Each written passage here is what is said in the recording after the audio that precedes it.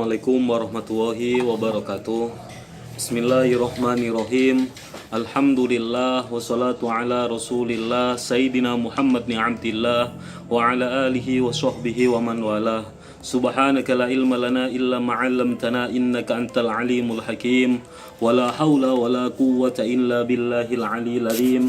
Rabbi israh li sadri wa yassir li amri wahlul 'uqdatam min lisani yafqahu qawli. Amma ba'd.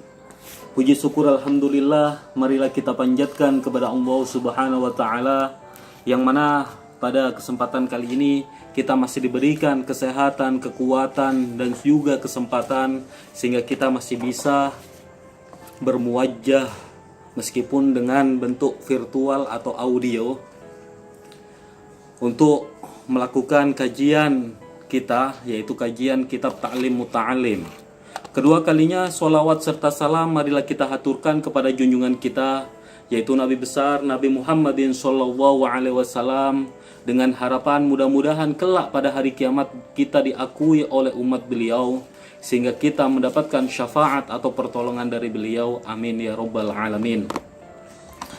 Oke, pada kesempatan kali ini saya akan mengulas yaitu kitab Syarah Ta'lim Muta'alim karya Syekh Yarnuji, atau nama lengkap beliau yaitu Syekh Burhanuddin Ibrahim Az-Zarnuji Al-Hanafi. Beliau ini yaitu berasal dari daerah Turki dan beliau mengarang kitab ini sekitar abad ke-13, dan ini merupakan puncak dari kejayaan ilmu Islam pada saat itu. Sebelum kita mulai dalam kajian kitab Ta'lim Muta'alim ini, marilah kita bertawassul dengan harapan mudah-mudahan apa yang kita pelajari ini mendapatkan keberkahan dan kemanfaatan.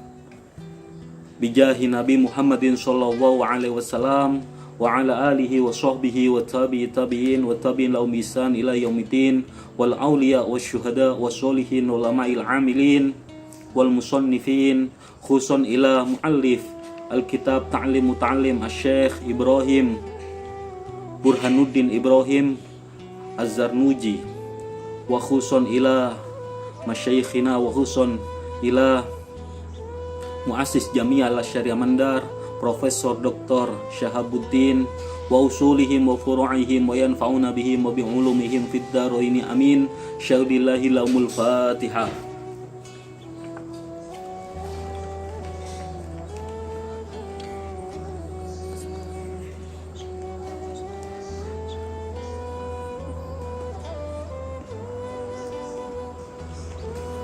Bismillahirrahmanirrahim. Qala musannifu wa nafa'ana bihi wa bi ulumihi fid dharaini amin. Bismillahirrahmanirrahim. Alhamdulillahilladzi faddala bani Adam bil ilmi wal amal ala jami'il alam. Syekhul Musannaf atau pengarang dari kitab Ta'lim Muta'alim ini memulai dalam karya beliau dengan mengucapkan yaitu Bismillahirrahmanirrahim, atau dengan menulis Bismillahirrahmanirrahim, karena mengikuti sebuah sabda Nabi, kullu amrin dibalin la yubtada'u bismillahirrahmanirrahim abtar ay aqta. Setiap sesuatu yang memiliki nilai kebaikan ketika tanpa dimulai dengan bismillahirrahmanirrahim fahuwa abtar, maka hal ini sedikit keberkahannya ay aqta, atau terputus keberkahannya. Diumpamakan dalam hadis tersebut seperti hewan yang tidak memiliki ekor atau ekornya terputus, maka di situ ada sisi nilai kebaikan yang hilang. Makanya sangat urgen sekali masalah bismillahirrahmanirrahim ini. Sampai-sampai Rasulullah ketika di pertengahan kita melakukan kebaikan ini kita baru ingat mengucapkan bismillah, maka tetap disunahkan mengucapkan di tengah-tengah aktivitas kebaikan kita dengan mengucapkan bismillahi fi awalihi wa akhirihi, atau redaksi yang lain menggunakan bismillahi awaluhu wa akhiruhu. Sebetulnya di dalam mengucapkan bismillahirrahmanirrahim ini kita sudah diajarkan dari mulai dini. Dan ini dalam sisi teologinya atau sisi akidahnya cukup penting sekali. Seperti kita makan. Ketika kita makan di sini, Kita meyakini bahwasanya apa? Bahwasanya yang mengenyangkan pada diri kita ini adalah makanan. Dalam sisi teologi ini cukup berbahaya. Padahal kita tahu bahwasanya rezeki ini adalah yang memberikan adalah Allah. Makanya dari kecil kita diajari ketika kita makan ini diawali dengan mengucapkan Bismillahirrahmanirrahim, dengan menyebut nama Allah Ta'ala yang maha belas kasih dan sayang. Ini menunjukkan bahwasanya kita diajari yang memberikan kekenyangan kita ini adalah Allah Subhanahu wa Ta'ala. Bukan nasi, bukan minuman yang menyegarkan kita, tetapi Allah Subhanahu wa Ta'ala. Oke. Dilanjutkan Syekhul Musannaf dengan ucapan beliau, Alhamdulillahilladzi faddala bani Adam bil ilmi wal amal. Adapun segala puji itu hanya milik Allah Subhanahu wa Ta'ala yang memuliakan Bani Adam, yaitu manusia, dengan ilmu dan amal atas semua alam. Ketika kita mengetahui bahwasanya alhamdulillah, yaitu di sini diartikan segala puji, berarti al di sini kalau dalam ilmu nahwu ini merupakan al-istighraq. Al-istighraq ini menghabiskan semua dari pujian. Makanya dalam ilmu teologi atau dalam akidah kita mengenal hamdu atau pujian ini ada 4 macam, yaitu hamdu atau aisana, pujian yaitu qadim alal qadim, hudus alal qadim, qadim alal hudus, dan hudus alal kudus. Qadim alal qadim di sini yang pertama yaitu apa? Pujian terhadap Allah Subhanahu wa Ta'ala yang maha dahulu, memuji terhadap qadim yaitu Allah Subhanahu wa Ta'ala yang maha dulu. Berarti Allah memuji pada dirinya sendiri. Ini katakan qadim alal qadim. Yang kedua yaitu apa? Qadim alal hudus. Qadim berarti Allah Subhanahu wa Ta'ala memuji terhadap al-hudus, yaitu hudus ini perkara baru. Berarti Allah Subhanahu wa Ta'ala memuji terhadap apa? Terhadap ciptaannya. Seperti Allah Subhanahu wa Ta'ala memuji terhadap apa? Terhadap manusia atau memuji terhadap ciptaannya yang paling istimewa, yaitu Nabi Muhammad SAW. Maka ini dikatakan yaitu pada tataran yang kedua, yaitu pujian qadim alal hudus. Atau yang ketiga yaitu apa? Hudus alal qadim, yaitu Allah Subhanahu wa Ta'ala memuji makhluk atau hudus, perkara yang baru, ini memuji terhadap qadim, yaitu terhadap Allah Subhanahu wa Ta'ala. Yaitu apa? Perkara yang baru, makhluk memuji terhadap Allah. Yang terakhir yaitu hudus alal hudus, yaitu perkara baru atau makhluk memuji terhadap makhluk. Seperti contoh kita sehari-hari memuji terhadap sahabat kita, engkau itu cantik, engkau itu pandai, engkau itu dermawan, dan lain-lainnya. Ini yang dikatakan yaitu apa? Hudus alal hudus, pujian apa? Makhluk terhadap makhluk.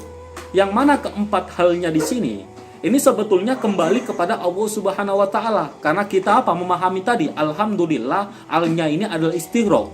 Ketika kita hudus alal hudus, yaitu kita memuji terhadap apa? Perkara baru kepada perkara baru atau makhluk kepada makhluk. Ini kita memuji kepada Allah Subhanahu wa Ta'ala sebenarnya. Seperti contoh, kita tadi apa? Memuji terhadap manusia. Kamu itu cantik sekali, kamu itu tampan sekali. Siapakah yang menciptakan ketampanan? Siapakah yang menciptakan kecantikan? Yang menciptakan ketampanan, yang menciptakan kecantikan, yang menciptakan kepandaian, yang menciptakan kekayaan, di sini adalah Allah Subhanahu wa Ta'ala. Maka secara tidak langsung, meskipun kita memuji terhadap makhluk, kita sebetulnya ini adalah memuji kepada Allah Subhanahu wa Ta'ala. Makanya pada alhamdulillah di sini alnya ini sudah dihabiskan pada Allah Subhanahu wa Ta'ala yang layak, yaitu kita puji oleh Allah Subhanahu wa Ta'ala. Namun cukup unik juga ketika kita membuka tafsir dalam apa? Surat Al-Fatihah. Ini kita menggunakan alhamdulillah, tidak hamdatu, gitu ya. Mungkin di pertemuan yang lain kita akan kaji lebih mendalam tentang penafsiran pada suratul Fatihah atau alhamdulillah di situ. Karena itu juga nanti dalam tataran teologi juga. Oke. Alladzi faddala bani Adam, segala puji bagi Allah Ta'ala yang memuliakan atau mengagungkan terhadap Bani Adam atau anak manusia dengan ilmu dan amal. Ini ya, memuliakan manusia dengan ilmu dan amal. Ini membedakan kita dengan hewan, membedakan kita dengan apa? Dengan malaika, membedakan kita dengan setan atau iblis. Ini ya. Kalau Hewan ini hanya diberikan yaitu syaja'ah. Manusia diberikan syaja'ah juga, keberanian, insting-insting, yaitu apa? Naluri seperti itu. Hewan tidak diberikan yaitu ilmu di sini. Malaikat diberikan ilmu, ya. Tapi sebatas ilmu di sini adalah ilmu untuk apa? Untuk sujud kepada Allah Subhanahu wa taala. Ini, untuk taat kepada Allah taala, tetapi tidak diberikan yaitu yang namanya nafsu. Ini, begitu pula iblis, apalagi iblis. Iblis ini hanya diberikan yaitu yang namanya ilmu, tetapi dia tidak beramal. Ini ya. Makanya pada kompetisi makhluk pertama kali, perwakilan dari manusia yaitu Nabi Adam dengan dua makhluk yang lain yaitu malaikat dengan apa? Dengan iblis. Ini ya, sehingga kakek-kakek kita memenangkan kompetisi itu ini gara-gara yang pertama yaitu ilmu. Wa 'allamal Adam bil asma. Ini ya, Adam diberikan sebuah ilmu atau pemahaman tentang apa? Tentang nama. Ini bukti bahwasanya yang bisa memuliakan terhadap manusia yaitu ilmu dengan amal. Makanya di dalam surat Al-Asr ini ya, orang-orang yang rugi, wal asri innal insana lafi khusr illal ladzina amanu wa amilus sholihat. Amanu yaitu yang pertama amanu, iman. Iman ini bisa karena apa? Dia memiliki ilmu. Baru dia apa? Amal, melakukan apa? Amalus sholihat. Dan saya juga teringat tentang makolahnya Imam Ghazali yang memberikan surat kepada siapa? Kepada murid-murid beliau. Beliau pernah berkata, orang beramal tanpa dengan ilmu, maka orang itu adalah gila. Sedangkan orang yang berilmu tetapi tidak beramal, maka tidak ada gunanya.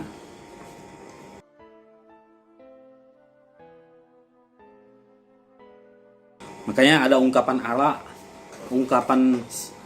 orang Arab mengatakan al ilmu bila amalin kasyajjaroti bila samro. Ilmu tanpa amal itu seperti pohon yang tidak berbuah, pohon yang mandul. Ini ya.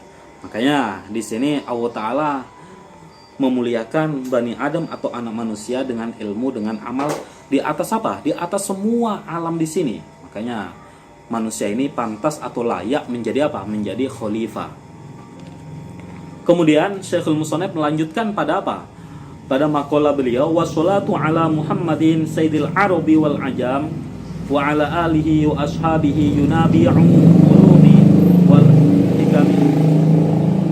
Adapun sholawat, as-sholatu di sini adalah sholawat, mudah-mudahan tercurahkan kepada Nabi kita yaitu Nabi Muhammad.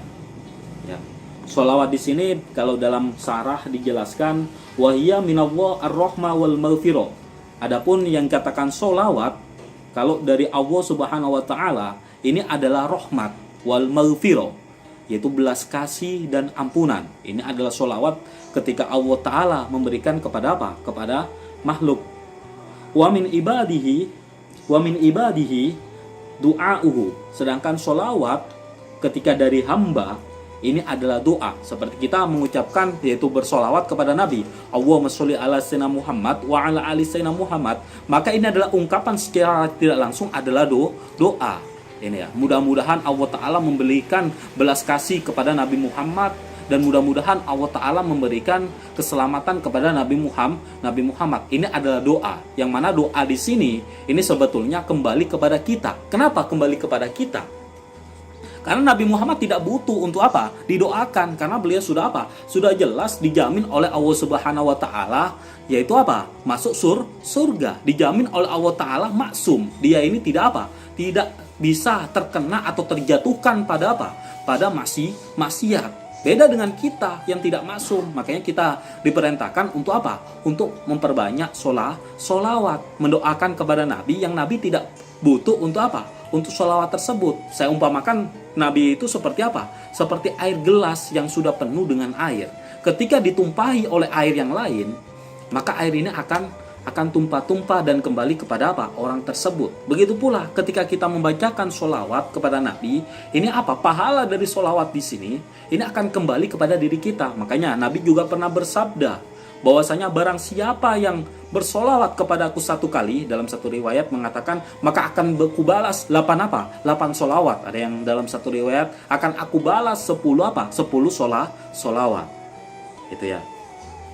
Wa min malaika istighfarun. Sedangkan yaitu sholawat dari malaikat itu adalah istighfar, permintaan ampunan.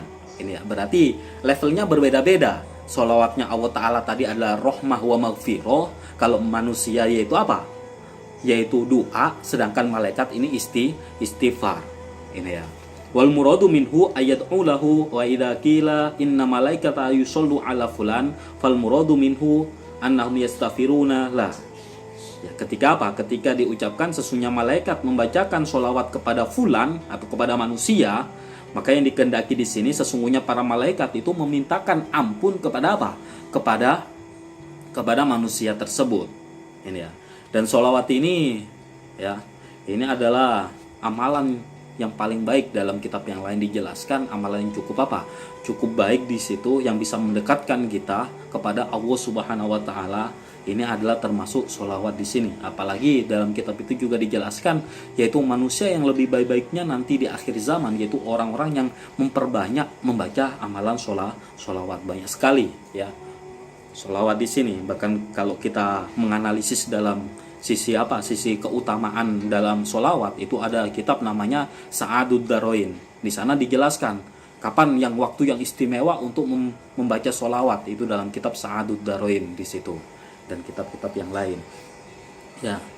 Dan Nabi Muhammad di sini menjadi pemimpin Sayyidul Arabi wal Ajam, menjadi pemimpin orang-orang Arab dan orang-orang Ajam, yaitu orang-orang non-Arab. Seperti apa? Orang Jawa, orang Sulawesi. Ini adalah dikatakan yaitu Ajam. Karena apa? Dia bukan dari apa? Dari orang Arab. Ini ya. Dan Nabi Muhammad ini menjadi pemimpin yaitu dia apa? Di orang Arab dan juga orang Ajam. Karena apa? Untuk membedakan Rasul sebelum Nabi Muhammad, seperti nabi-nabi dahulu, seperti Nabi Musa. Ini hanya diberikan kepada apa? Pada kaumnya sebatas apa? Sebatas kaum-kaum yang di daerahnya. Ini ya, seperti Nabi Ibrahim itu. Ini hanya sebatas pada kaum-kaum di sekitarnya di situ. Beda dengan Nabi Muhammad. Nabi Muhammad ini apa? Untuk rahmatan lil alamin, yaitu berarti apa? Belas kasih sayangnya atau apa? Dia menjadi pemimpin di sini, menjadi pemimpin yaitu semua alam, baik orang Arab maupun orang Ajam. Oke. Kemudian wa ala alihi, dan mudah-mudahan rahmat takdim atau sholawat di sini tetap tercurahkan pula kepada keluarga beliau. Siapa yang katakan wa alihi di sini? Wa alihi di sini yaitu min bani Hashim wa bani Muttalib. Semua keturunan Nabi ya, mudah-mudahan keluarga Nabi mudah-mudahan tercurahkan pada sholawat serta salam. Yang katakan keluarga atau alihi di sini keluarga Nabi yaitu semua keturunan dari Bani Hashim dan Bani Muttalib. Kalau dalam tataran fikih biasanya alihi ini ada orang-orang yang apa? Termanek atau tercegah untuk apa? Untuk menerima zakat. Tidak termasuk apa? Orang-orang yang meskipun dia ini apa? Fakir ataupun miskin, kalau dalam tataran fikih, maka mereka ini adalah orang-orang yang apa? Orang-orang yang tidak diperbolehkan menerima zakat. Itu ya. Dari asnaf 8 atau kelompok 8 yang mustahik di situ, ini ya, tidak boleh kalau dia menyandang yaitu Bani Hashim dan Bani Muttalib, ini tidak diperbolehkan menerima apa? Menerima zakat. Kemudian wa ashabihi, dan sahabat-sahabat Nabi mudah-mudahan juga tercurahkan rahmat tadim atau sholawat tersebut kepada beliau semua. Nah, siapa yang dikatakan dari apa? Dari ashab di sini, sahabat-sahabat Nabi. Yang dikatakan sahabat Nabi di sini yaitu man liko Rasulullah ya, mukminan ya. Yang katakan apa? Dikatakan sahabat di sini seseorang yang bertemu dengan Nabi dalam keadaan dia beriman. Ini. Makanya seperti apa? Orang-orang kafir Quraisy pada saat itu, meskipun dia berjumpa kepada Nabi, akan tetapi dia tidak beriman, maka tidak bisa dikategorikan sahabat. Atau apa? Sekurun sezaman dengan Nabi, tetapi tidak apa? Tidak pernah bertemu dengan Nabi. Itu. Makanya Uwais Al-Qarni ini ya, ini adalah jajaran dari apa? Dari tabi'in, ya. Tidak dikatakan yaitu sahabat. Padahal Uwais Al-Qarni ini adalah sezaman dengan Rasulullah. Ini. Dia masih hidup ya, Uwais Al-Qarni masih hidup ya, Uwais Al-Qarni masih hidup itu. Nabi juga hidup pada saat itu. Ini. Tetapi Uwais Al-Qarni tidak pernah berjumpa langsung ya, liko di sini tidak pernah berjumpa langsung.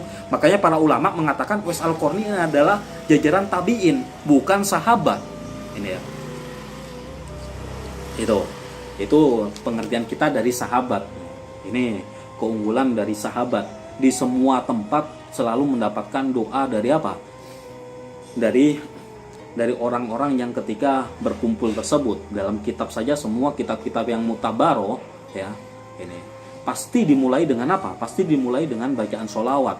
Dan pasti ikut juga keluarga Nabi juga ikut mendapatkan doa, sahabat-sahabatnya Nabi juga mendapatkan doa. Makanya dikatakan Nabi dalam hadisnya khairu kuruni, ini ya, lebih baik-baiknya masa, lebih baik-baiknya waktu adalah apa? Waktuku, ini ya, termasuk ini para sahabat ini. Yunabiul ulumi wal hikami, diteruskan yaitu apa? Yunabiul ulumi wal hikami. Yang mana para sahabat-sahabat beliau ini yang menjadi sumber, yunabi'u ini adalah jamak dari kata yanbu'u wa huwa ainul ma, ya, merupakan sumber air. Ada yang mengartikan yaitu yang memenuhi, ini ya, yang air ini yang sudah dipenuhi, itu arti dari yunabi'u, sumber air. Kalau kita maknai secara literalnya, yaitu sumber beberapa air, gitu ya. Nah, tetapi yang dimaksud di sini yunabiul ulumi yaitu menjadi sumber-sumber ilmu sahabat-sahabat Nabi ini, wal hikami, dan menjadi sumber ilmu hikmah. Ini ya, sumber dari kebijaksanaan. Hikmah di sini di atas dari apa? Dari ulum ya, ini. Itu. Dalam Al-Qur'an dijelaskan kalau hikmah ini ketika mengajak manusia, ud'u ila sabili rabbik bil hikmah. Bil hikmah di sini tidak dengan tidak menggunakan yaitu pendekatan secara secara verbal biasanya, tetapi dengan menggunakan pendekatan yang non verbal. Ini ya, sulit untuk untuk dikatakan sebetulnya hikmah ini, kebijaksanaan di situ. Oke. Wa ba'du, setelah Syekhul Musonef Sayyarnuji ini membaca basmalah, hamdalah, dan sholawat, ini ya, beliau melanjutkan falamma ra'aitu katsiran min tulabil ilmi. Beliau mengatakan ketika aku melihat kasiron, ya, banyak-banyaknya min tulabi, dari pelajar-pelajar ilmu, baik itu santri, mahasiswa, ini mungkin pada saat itu pada zamannya Sayyarnuji. Ini ya. Fi zamanina yajiduna ilal ilmi wala yaswiluna au min manafi'ihi wa samratihi. Ketika aku melihat banyak dari pelajar pada masaku yang mendapatkan ilmu wala yasiluna wala yasiluna, tetapi dia tidak memperoleh kemanfaatan ilmu tersebut atau buah dari ilmu tersebut. Apa buahnya di sini? Wahya al-amalu bihi wa nasyaru yajrimuna, dan penyebaran ilmunya tercegah. Ini ketika zamannya Sayyarnuji, beliau mengatakan saya melihat dari banyak-banyaknya mahasiswa, banyak-banyaknya pelajar yang mencari ilmu, dia dapat ilmu tetapi dia tidak mendapatkan buah dari ilmu tersebut atau manfaat dari ilmu tersebut. Ini ya, keberkahan ilmu tersebut. Ini. Dan ilmu tersebut tercegah, dia tidak bisa mendapatkan kenikmatan dari dari ilmu tersebut. Kan kenikmatan ilmu itu adalah rezeki, termasuk rezeki ya. Ilmu itu termasuk rezeki. Rezeki itu ada dua macam, ada rezeki lahiriah, ada rezeki batiniyah. Termasuk ilmu ini adalah rezeki batiniyah. Ketika seseorang memperoleh ilmu dan mendapatkan kemanfaatannya, minimal kemanfaatannya di sini dia bisa menjalankan ilmunya. Ini ya, ini yang katakan rezeki tersebut. Itu. Dia tidak hanya paham terhadap ilmu, tetapi dia bisa mengamalkan ilmu. Mengamalkan di sini minimal yaitu pada dirinya. Dia mengetahui bahwasanya Allah itu esa, dan secara amal perbuatannya dia mengesahkan Allah Ta'ala. Ini yang dikatakan yaitu ilmu yang bermanfaat. Dia tahu sholat itu adalah wajib dan dia mengerjakan sholat. Dia tahu bahwasanya jual beli riba, ini ya, ini ada diharamkan. Dia tidak mau menyentuh yang namanya riba. Ini yang dikatakan yaitu al-amal, yaitu dia sudah mempraktekkan atau mengaplikasikan terhadap ilmu tersebut. Ini ya, ini termasuk termasuk rezeki, termasuk kenikmatan yang sangat dalam di dalam di dalam pencari ilmu ini. Nah, pada waktu zamannya Sayyarnuji, banyak pelajar yang memperoleh ilmu, tetapi dia tidak bisa mengerjakan ilmu itu, gitu loh.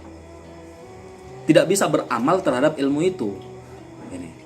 Dan mengamalkan di sini yang kedua ya, yang bermanfaat, lebih-lebih bisa apa, dimanfaatkan selain dirinya sendiri, yaitu bisa dimanfaatkan oleh orang banyak di situ. Yang katakan apa, ilmu yang manfaat itu ya. Ini yang lebih luas lagi makna dari manfaatnya, atau apa, kemanfaatannya ini bisa menyebar lebih luas, bukan hanya pada dirinya sendiri. Dan pada saat itu, pada zaman Zainuji ini ya, banyak pelajar-pelajar yang memperoleh ilmu tetapi dia tidak bisa mengamalkan ilmunya dan juga tidak bisa menyebarkan ilmunya. Ini bukti bahwasanya apa? Ilmunya ini apa? Tidak bermanfaat, ilmunya di sini tidak apa? Tidak berguna, atau ilmunya di sini tidak ada keberkahan. Itu ya. Lama annahum akhtau toro'ikohu wa taroku syara'itohu wa kullu man akhtau tariq dolla. Dilanjutkan beliau memberikan ulasan keterangan bahwasanya sesungguhnya para pelajar di sini akhtau toro'iko, mereka ini salah di dalam metode mencari ilmunya. Cara di dalam mencari ilmunya mereka ini salah, sehingga apa?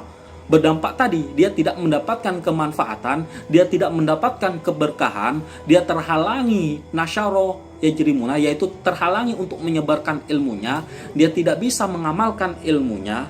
Ini karena apa? Karena salah di dalam metode dia mencari ilmunya. Itu. Dia meninggalkan wataroku syara'itohu. Dia meninggalkan syarat-syarat mencari ilmu tersebut. Ini ya. Dan kaidahnya wa kullu man akhta'u thoriq dollah, barang siapa, setiap seseorang yang salah di dalam jalan atau di dalam cara atau metode, pasti dia akan tersesat, dollah. Itu. Seseorang yang, kalau kita analogikakan, ketika kita mau ke Makassar, tidak tahu jalannya ke Makassar, kita lewat Mamuju ini ke Manado sana, pasti tersesat jauh di situ, tidak akan bisa sampai di situ.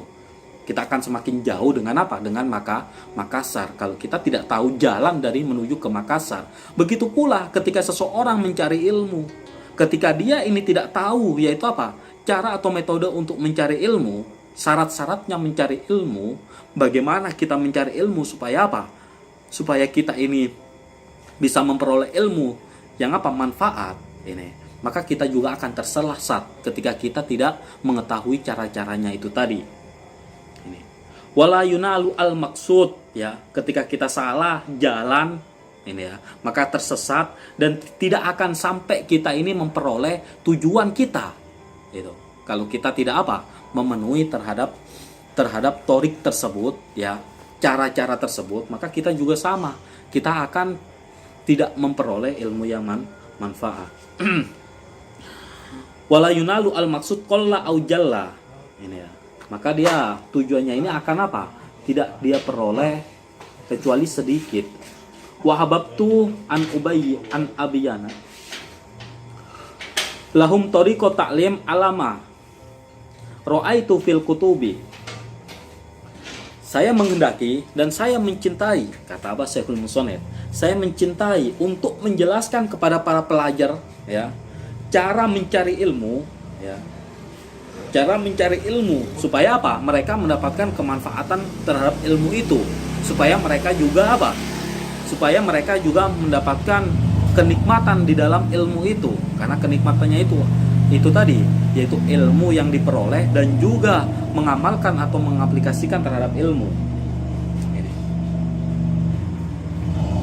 Saya menghendaki, saya mencintai untuk menjelaskan cara-cara bagaimana belajar ini ya. Alamaro itu fil kutubi, yang mana saya di sini akan menjelaskannya dengan menggunakan pengalaman saya. Kata apa Syekhul Musonef? Pengalaman saya ini dengan apa?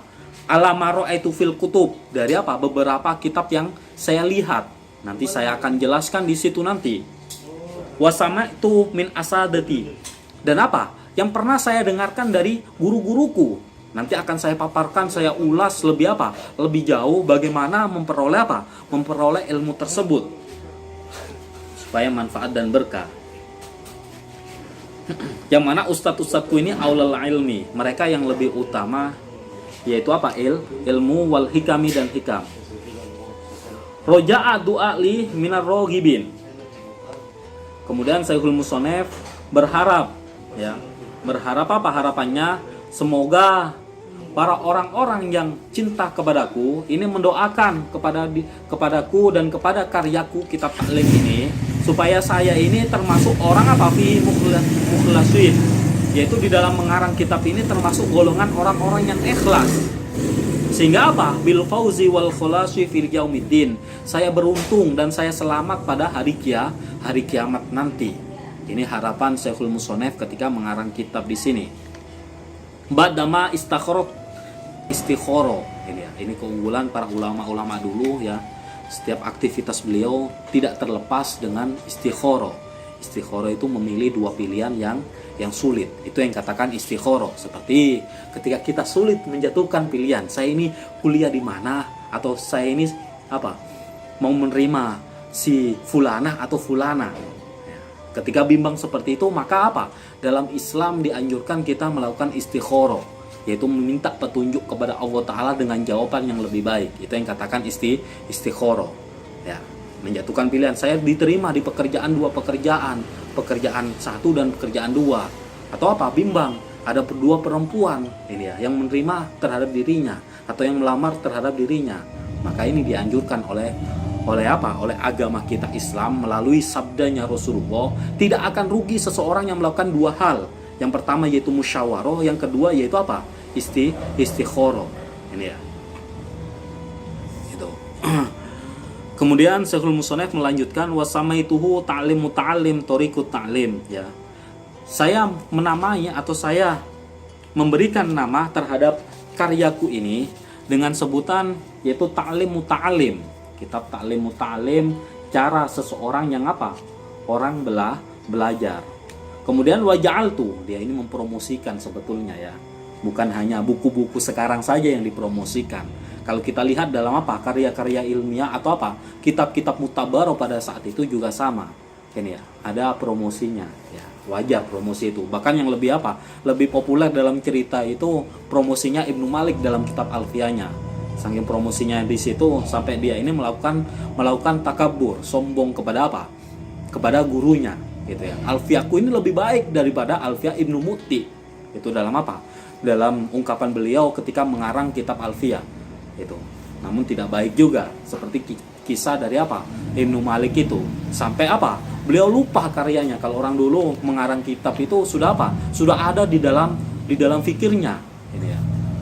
Ya kalau promosinya berlebihan juga tidak baik. Makanya ya sewajarnya saja, kata orang Jawa itu sakmadio saja itu ya, biasa-biasa aja. Saya menjadikan kitab ini fusulan, yaitu beberapa fasel. Ini menunjukkan bahwasanya kitab ini adalah sistematik ya. Kitab ini lebih mudah dipahami karena dibagi beberapa fasel. Ini. Fasel yang pertama yaitu menjelaskan fi'lu ma hiya ilmi wal fiqhi wa fadlihi. Fasel yang pertama menjelaskan yaitu pentingnya terhadap ilmu dan pentingnya terhadap fikih dan keutamaan terhadap ilmu. Itu fasal yang pertama, nanti kita bahas yaitu tentang pembahasan itu. Pentingnya terhadap ilmu, fikih dan keutamaannya ya, itu. Kenapa kok dikatakan penting? Karena Rasulullah pun pernah bersabda ya, Thalabul ilmi faridatun ala kulli muslimin wal muslimah. Ini ya. Itu urgensi atau pentingnya sampai Rasulullah mengatakan dengan redaksi yaitu farido ya. Bahwasanya setiap orang laki-laki Islam maupun perempuan Islam ini difardukan atau diwajibkan untuk untuk mencari ilmu. Ini ya. Namun ilmu apa yang wajib kita pelajari di sini? Ini masih terjadi banyak ikhtilaf, tapi dalam kitab ini jelaskan bahwasanya yang katakan dari dari yang paling penting kita pelajari ilmu yaitu ilmu hal. Ya. Ilmu hal ini bagaimana? Ilmu aktivitas kita sehari-hari. Ya. Itu. Maksudnya bagaimana ilmu hal? Seperti kita diwajibkan tiap hari melakukan sholat 5 waktu. Maka ilmu dari sholat 5 waktu ini adalah sebuah kewajiban bagi kita. Ini difardukan. Kalau profesi kita pedagang, maka kita wajib di situ juga ilmu dari berdagang itu supaya tidak terjatuhkan pada riba. Itu. Atau ilmu kita menjadi pejabat, bagaimana pejabat yang adil? Maka ilmu keadilan ini harus harus kita kita pelajari. Ini yang katakan ilmu hal, ya. Bukan hanya ilmu-ilmu fikih saja yang kita pelajari. Memang itu harus kewajiban, karena apa? Tiap hari ilmu fikih seperti ubudiyahnya, ya. Ini yang tiap hari kita lakukan. Termasuk juga ilmu tauhid. Ini ya, karena tiap hari juga kita lakukan tauhid. Kita tidak boleh tiap hari ini yaitu mensyirikan Allah Ta'ala. Kita harus apa? Wahdaniyat, mengesahkan Allah Ta'ala. Ini kan apa? Juga fardu. Kemudian fasal yang berikutnya menjelaskan yaitu finiyati, ya. Menjelaskan niat mencari ilmu. Niat mencari ilmu ini untuk apa?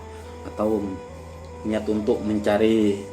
Nah, nanti akan dijelaskan bahwasanya mencari ilmu ini harus niat yang baik. Karena apa? Al umuru bimaqasidiha, dalam sebuah kaidah fikih di sana dijelaskan yaitu apa? Segala perkara ini sesuai dengan tujuannya. Makanya dalam hadis dijelaskan juga inna a'malu biniyat, ya. Semua aktivitas ini tergantung pada niatnya. Begitu pula ketika kita mencari ilmu. Maka di sini apa? Diatur niatnya. Niat yang pertama apa? Kalau dalam kitab ta'lim ini dijelaskan niat yang pertama yaitu mencari ridho Allah Ta'ala. Mencari apa? Kerelaan Allah Ta'ala. Itu ya. Yang kedua yaitu apa? Tarku jahli. Meninggalkan kebodohan. Ini niatnya kita mencari ilmu. Yang kedua apa? Yaitu ihya'u, meramaikan, ya. Meramaikan atau menghidup-hidupkan agama Allah Subhanahu wa Ta'ala. Syiarul Islam. Itu juga apa? Nanti akan dijelaskan pada pembahasan yaitu niat di sini. Fasal yang berikutnya yaitu fasal hal ta'lim, yaitu kondisi atau keadaan mencari ilmu. Ini ya. Kondisi mencari ilmu itu kapan? Waktu yang tepat untuk menghafalkan. Ini juga diatur. Ini ya. Bagaimana kondisi kita matla'ah, ya, atau kondisi kita muroja'ah, mengulas kembali terhadap buku pelajaran atau materi yang sudah diberikan dosen atau diberikan guru. Ini ya, ini katakan matla'ah atau muroja'ah. Ini ya, mengulas kembali atau musyawarah yang tepat itu kapan di sini. Diskusi yang tepat itu bagaimana? Ini akan dijelaskan pada hal ta'lim, yaitu kondisi atau keadaan belajar. Kemudian fasal yang berikutnya ini terbagi menjadi 12 fasal, yaitu fasal fi ikhtiyaril ilmi. Ya. Memilih ilmu wal ustad, ya. Fasal berikutnya yaitu memilih ilmu. Ilmu apa yang harus kita pelajari lebih dahulu. Itu. Lebih dahulu kalau dalam taklim ini yaitu ilmu akidah. Kemudian apa? Ilmu apa? Ilmu tentang ubudiyah kita, ya, tentang keseharian kita. Itu nanti akan dijelaskan secara tuntas pada kitab ini. Apa ilmu yang pertama kali yang harus kita pelajari. Itu. Sampai ilmu-ilmu apa? Ilmu-ilmu yang tidak penting sebetulnya kita pelajari, tapi ya penting, ya, karena semua ilmu ini adalah kembalinya kepada Allah Ta'ala. Ilmu-ilmu yang apa? Yang tidak terlalu urgen maksudnya. Ini. Kemudian apa? Bukan hanya memilih ilmu, juga memilih ustadz. Ini ya, memilih dosen. Itu. Memilih guru di sini. Kalau dalam taklim ini dijelaskan memilih apa? Memilih guru di sini, guru yang waro, itu yang pertama kali. Saya kira kalau di Unasman di sini sudah terpilih. Karena apa? Sebelum masuk Unasman ini sudah diseleksi. Ini ya. Jadi jangan khawatir kalau di Unasman itu ya, memilih guru, nggak usah dipilih. Karena apa? Sebelum masuk sudah apa? Sudah diseleksi dulu, sudah dipilih dulu. Wasyarik dan apa? Pasal berikutnya menjelaskan terhadap apa? Terhadap memilih teman. Ini ya. Teman yang kalau dalam taklim ini dijelaskan teman yang menghantarkan kita sehingga kita semangat untuk belajar atau memotivasi kita untuk semakin giat untuk belajar. Gitu. Kemudian fasal yang berikutnya menjelaskan terhadap ta'dimul ilmi, memuliakan ilmu, wa ahlihi. Ya, memuliakan ilmu dan memuliakan orang yang memiliki ilmu. Itu nanti akan dijelaskan juga. Memuliakan ilmu itu bagaimana? Seperti kita memuliakan ilmu itu yaitu kita memuliakan juga buku-buku. Ini ya. Tidak boleh kita menaruh buku di kaki di situ. Ini termasuk kita tazik. Yaitu kita menghina terhadap ilmu. Ini. Makanya kalau tradisi kita dari dulu ya, yang diajarkan oleh kakek-kakek kita, leluhur kita ketika bawa apa? Bawa buku itu jangan apa? Disempitkan di apa? Disempitkan di saku belakang dari apa? Dari celana kita. Pegangnya seperti ini. Itu ya kalau dulu ini. Entah kalau sekarang. Ini. Dan juga memuliakan ahlihi, keluarganya atau orang yang memiliki ilmu tersebut, ya. Itu banyak sekali kisah-kisah tentang memuliakan orang yang memiliki ilmu. Kalau di Jawa seperti yang populer ceritanya Kiai Hasyim Asy'ari ketika berguru kepada siapa? Kepada Kiai Khalil Mangkalan. Saking dia memuliakan ilmu, ya, memuliakan orang yang berilmu, sampai-sampai dia ini masuk di apa? Masuk di jamban atau di tempat kotoran manusia di situ untuk mencari apa? Mencari keutamaan terhadap ilmu di sini. Fasal yang berikutnya yaitu menjelaskan terhadap jaddi wal mawadibah, ya, sungguh-sungguh dan istiqomah, ya, wal himmah, dan juga memiliki apa? Memiliki keinginan yang membuncang, ya. Terus fasal berikutnya menjelaskan terhadap fitawakal, berpasrah diri kepada Allah Ta'ala. Ini ya, nanti akan dijelaskan apa kiat-kiat untuk bertawakal di situ. Ini ya, bahwasanya kita percaya bahwasanya ilmu itu datangnya dari Allah. Terkadang seseorang itu ketika belajar juga dicoba, ilmu sulit sekali masuk di situ. Sudah dibaca berkali-kali, tetapi apa? Tidak masuk pada apa? Pada pikirannya. Ini adalah juga cobaan nanti, ya. Itu. Maka di sini apa dijelaskan nanti juga tentang tawakal, berpasrah diri kita kepada Allah Ta'ala setelah kita usaha, ya, karena tadi sebelumnya yaitu apa? Jiddu, sungguh-sungguh, ini berarti apa? Usaha kita untuk memperoleh ilmu. Setelah berusaha maka dijelaskan nanti juga tawakal. Fasal yang berikutnya yaitu menjelaskan yaitu fil istifadah, ya, mengambil kefaedahan. Fasal yang berikutnya yaitu warok halil taklim, yaitu sikap kita ketika mencari ilmu harus warok. Warok itu dia ini tidak hanya meninggalkan perkara-perkara yang haram, tetapi juga dia ini meninggalkan perkara-perkara yang syubha, perkara-perkara yang makruh. Bagi pelajar di sini apa? Sangat diperintahkan untuk hati-hati. Termasuk apa? Waro di sini tidak terlalu banyak berbicara yang tidak ada manfaatnya. Itu ya. Itu sudah menunjukkan seseorang yang tidak waro di situ. Ini. Biasanya orang waro ini berbicara yang apa? Sesuai dengan apa yang diperlukan. Itu. Terus pasal yang menjelaskan yurisul khifti wa nisyan, ya, perkara yang bisa berdampak nanti ini menguatkan hafalan, dan perkara yang berdampak melemahkan terhadap hafalan atau menjadi pelupa. Apa saja yang menjadi seseorang ini menjadi lupa, banyak lupa. Ini nanti jelaskan makan apa saja yang membuat kita apa? Kuat dalam menghafal, dan makan makanan apa saja yang membuat apa? Membuat kita lupa, dan sikap-sikap apa saja yang membuat kita ini apa? Menjadi kuat hafalan, dan sikap-sikap apa saja yang membuat apa? Membuat kita ini lupa, sering menjadi pelupa. Ini ya. Terus pasal yang terakhir yaitu menjelaskan terhadap apa? Ya jilibu rizki wa ma yamna'u wa ma yazidu fi umri. Pasal yang menjelaskan terhadap